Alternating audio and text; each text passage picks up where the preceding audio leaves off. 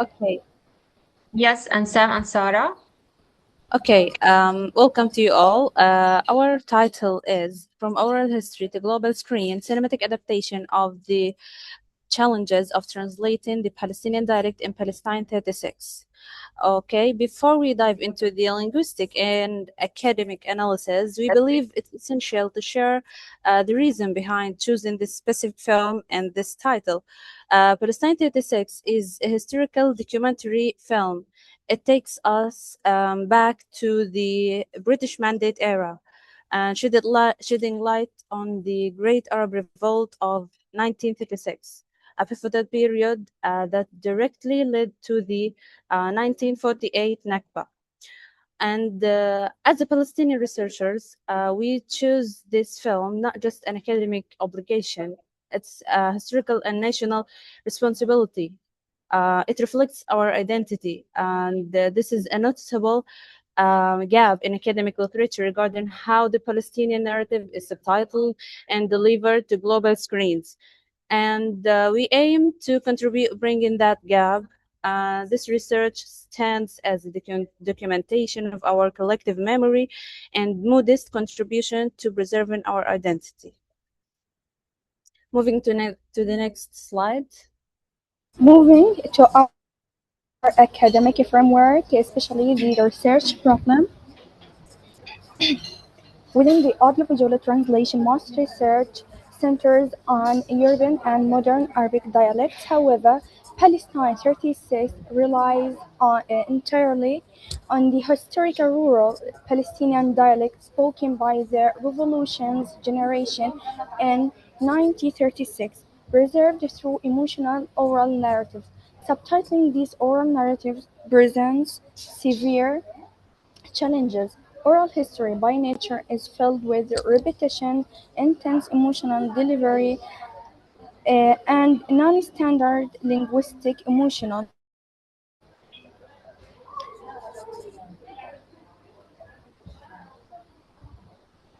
and non-standard linguistic structures. Also, audiovisual translation is bound by complex technical constraints. Subtitles cannot exceed 2 lines, and there is a rigid character per second limit to ensure viewer readability. This tension between the natural, fluid flow of oral speech and rigid technical limitations creates a significant risk: the potential loss of the emotional weight and cultural specificity of the Palestinian cause in the global screen. Uh, so Next uh, to the we next are slide. moving to research questions, please. Okay, based on this problem, we developed our study answered three main research questions.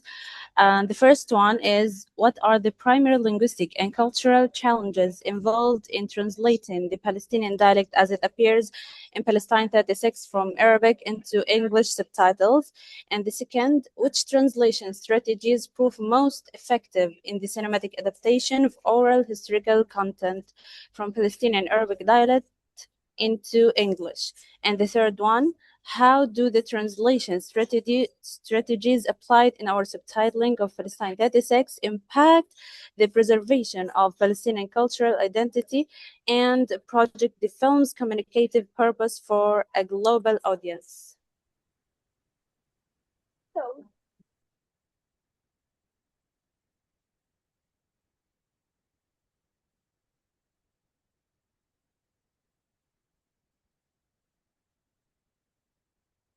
Yes.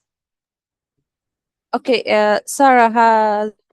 Okay, continue. Yes, go on. Mm-hmm. Yes, Ansam.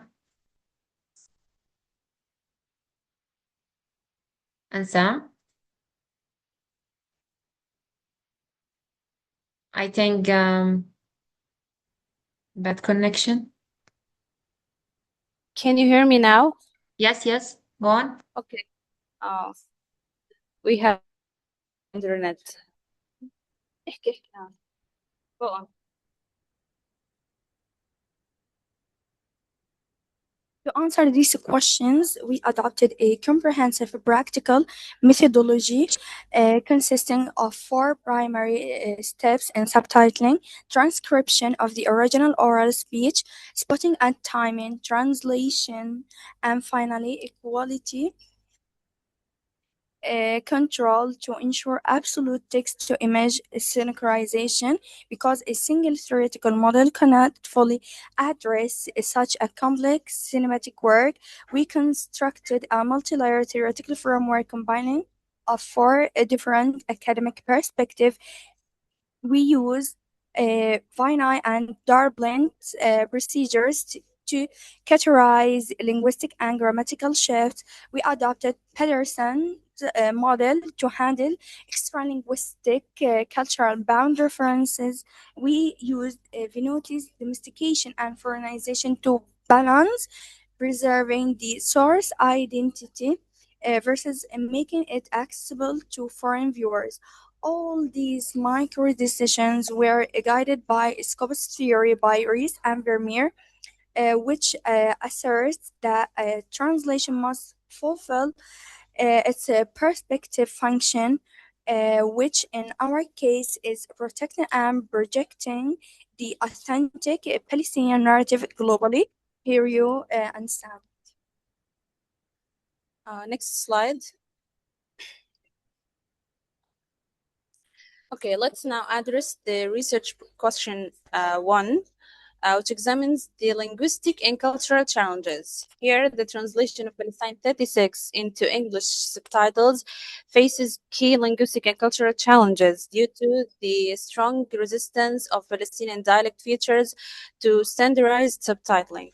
Phonological markers like el-kashkasha, which is the sound cha, along with culturally and historically emotional uh, loaded expressions are difficult to transfer because they carry deep social and emotional meanings with no direct English equivalents. In addition, references to rural life, colonial history, and emotionally charged idioms often lose their full significance due to strict subtitle space and time limits. As a result, translators are forced to balance between preserving cultural identity and ensuring readability, often at the cost of meaning and authenticity. Okay, move to the next slide. So in this slide, we demonstrate how we address these challenges of question one through three practical examples from the film. The first, we have المحكمة حكمت. This is a direct rendering of the court has ruled. The linguistic obstacle here is a dense morphological root repetition and phonological affrication of the ka sound to cha, known as kashkasha. Standard subtitling often flattens these phonological markers. We applied oblique syntactic adaptation to avoid tedious redundant English phrasing while fully preserving the underlying logical authority and gravity. The next example with Ansam. The second example here, sharawid. We analyze this term. Sirwal here is not just a pair of baggy trousers. It's a profound visual symbol of the peasants fighters of the 1936 revolt. Translating it simply as trousers strips it of its historical and socio-political weight. And so we used Broderson's generalization to render it as baggy trousers, relying heavily on the on-screen visual context, so the global viewer grasps the depth without cluttering the screen with footnotes. The third question, the The third third example. example, we have Hadi Darwasha. The obstacle here is secularizing the Sufi derived concept of Darwasha, which refers to spiritual detachment into English. We use functional substitution, translating it as "this is nonsense" to prevent international viewers from stumbling over the theological details during fast-paced dialogue.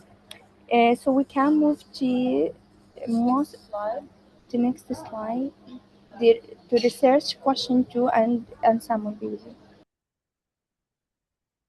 Okay, we are moving to research question 2, which addresses the translation strategies that proved most effective. Here, the study finds that the most effective translation strategies for adapting Palestinian oral historical content into English subtitles combine modulation and specification and generalization to simplify complex historical and political references into a clear, accessible terms. Domestication and cultural substitution are used to preserve characterizations and sarcasm and emotional impact through natural English equivalents, while literal translation and foreignization are applied in more poetic or ideological charged passages to maintain authenticity and the original revolutionary tone. Uh, Overall, this mixed approach balances clarity for global audiences with the preservation of cultural identity, historical depth, and narrative force. Move to the next slide. So we have these two powerful examples from the film that demonstrate these strategies. First example, معكد زي شعر الغنم. This is a highly rustic agricultural Palestinian symbol meaning tangled as frizzy as a sheep. And instead of neutralizing the rural agricultural imagery with a modern urban equivalent, we use a literal colleague. This preserves Veneti's foreignization and protects the earthy agrarian texture of 30s rural Palestine, satisfying North expressive scopus without violating screen reading rates. The next example with Okay, in the Ansam. next example here, we analyze the revolution slogan, "Ya khubez, ya رصاص." This is a seminal anti-colonial strict slogan representing binary essential choices. A traditional translation might look for a standard English idiom like a matter of life and death or do or die. However, that completely erases the specific historical context of the 36 general strike, guided by Scopus theory, which shows a direct metaphorical translation, either bread or bullets. This choice maintains the rhythmic, punch, harsh sociopolitical binary, and anti-colonial urgency on screen. Moving This to the next brings slide. us to research question 3. Could you move to next slide?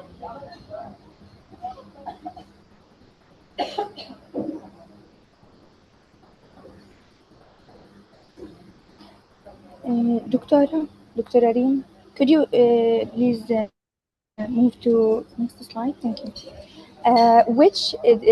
Research question 3, which evaluates how these applied strategies preserve Palestinian cultural identity and achieve the film's communicative goal on a global stage.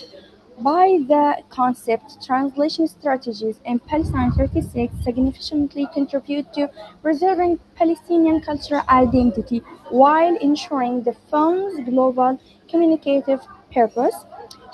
We see this happening on three distinct levels: resisting homogenization by applying foreignization in songs, folk poetry, and cultural items. The subtitles maintain a distinct Palestinian sociolinguistic identity on screen and resist cultural erasure. And two, archiving memory. Cinematic translation acts as an archival machine mechanism, preserving oral histories of resistance and anti-colonial heritage that are historically marginalized. And three, functional balance. We achieve a functional balance where control simplification ensures international accessibility, allowing the film to operate both an accessible narrative and a form of cultural resistance. Could you please move to next slide? Ansam with you.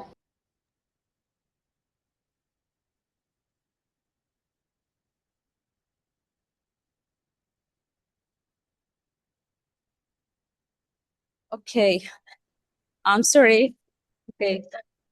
On this Go on. slide, we present the test of identity preservation. Here, subtitling or poetic heritage such as Ataba and Tarida. These are the coded songs sung by Palestinian women to send hidden messages to prisoners in British mandate jails. Okay, the first example here. When we go to the first example, عيوني بالدمع يما ببلها على مدنية بترعى ببلها إن شاء الله نخطر الحلوة ببلها وتذكرنا بعد طول الغياب. Here, subtitling here highlights the clash between rigid screen reading times and fluid oral poetry. Here, translation becomes an act of documentation and archiving. We rejected oversimplification and maintained the poetic structure, meter, and imagery in English. Here we translated with tears, oh mother, my eyes I soak. For a city girl, her camels she'll yoke. I pray to her mind, a thought of my flies, to remember us once more neath the long lost skies. Here, we used structural compensation, creating a metrical end rhyme with soak, yoke, and flies, skies in English, allowing the world to witness the sophistication of Palestinian cultural heritage as a tool for resilience. The next example. Next we have the second example. No, لا the previous slide. دكتورة be with in the same slide. Yes. سيري بنا يا نجد يا لابس سوارة.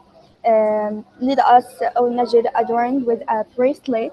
Preserving Najd through organizing a retention protects the historical and geographic narrative codes of Mandate Palestine. And finally, the third example we have is the proverb دك الحديد هو حامي. Strike the iron while it's hot. Represents absolute proverbial equivalence because of complete cross-linguistic proverbial congruence. We achieve a maximum cognitive comfort and a dramatic flow with zero semantic loss. In conclusion, we move to conclusion and recommendation slide, please. Okay, in conclusion, this research proves the subtitling historical documentaries like Palestine 36 is never a politically neutral linguistic exercise. It's a vital tool to defending historical narratives and safeguarding the cultural identity of oppressed people. Based on our findings, we recommend that academic translation programs increase their focus on local oral histories and revolutionary terminology rather than limiting curricula to standard formal modern Arabic. At the end, deriving by the truth that guided us throughout this journey, the old may die, but the young will never forget. We hope this project serves as a modest contribution to preserving our collective memories. Thank you for very much for your time and kind attention. Inshallah, ready to your Thank you. question. Thank you, Ansam. Thank you, Sarah and Abadla, for your amazing project. Actually, I remember both of you always insist to attend online classes with me together. So this is one of these distinguished points that really you work effectively as a group. So both of you actually, work hard. I appreciate all your efforts. And now, Dr. Rola. Okay. Thank you, Sarah and Ansam, for this excellent research. Actually, your efforts appear because you know that audiovisual translation is one of the hardest types of translation. Okay, to have a video and to have the script, then to translate it, and so always oral or spoken language is it is more difficult than written language. So the first question is how, after your experience in translation or in audio visual translation, how this kind of translation, which is audiovisual translation, differs from اللي هو written translation. Sorry, I'm sorry. How this Okay, kind of translation differs from written translation. Okay. In what way, or what are the differences that you noticed? it was very hard because especially the film we choose the dialect spoken Palestinian dialect, not Arabic Fusha, the standard Arabic. So we listen to the Arabic transcription, the Arabic dialogue more and more to get to the point, and so we can translate it a non-literal literal translation, uh, and this it's different because you hear the words and you want to focus on um, Act- Actually, actually. Yes, here in this kind, everything is important. yeah, يعني body when you language, text written, you intonation, understand the yeah, word, the and when you attitude of the Cinematic speakers. adaptation. Yeah, they're focusing all the cinematic Yeah, you scenes. are Yeah. right. So it's not just translating words. Yeah, you're translating persons, you're translating characters, you're translating attitudes, body language, intonation, postures. So each signal thing actually is important in audiovisual translation. Okay. Um, so why this text? Why this video, ya Sarah? Because it's related to our Palestinian identity. It is very close to our situation now during the war, and it reflects our the situation in Gaza during the war and now as a Palestinian. So we chose a film that reflect our identity. Uh, that's it. And me, Okay, good. it leads us to the British Mandate era and the um, Yeah. ancient dialect. Yeah, so you want to remind yes, it audience allows of us the to Palestinian deal with the heritage Palestinian and dialect, the yeah, old dialect. It's tamam, very good. different of from the dialect we are speak in this era. Yes, Okay, there thank is you, yeah, some Sarah. examples with words like have the shower or sharawil or and so on. Okay, now let's start with your title. Your title is good actually, and it is eye-catchy. It is also informative. Each word is important. You don't have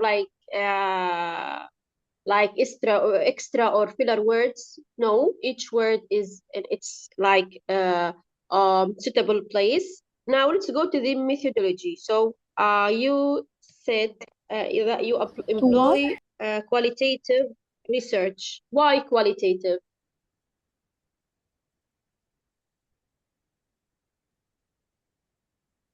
Do you hear me? Yeah, wait. I was on mute.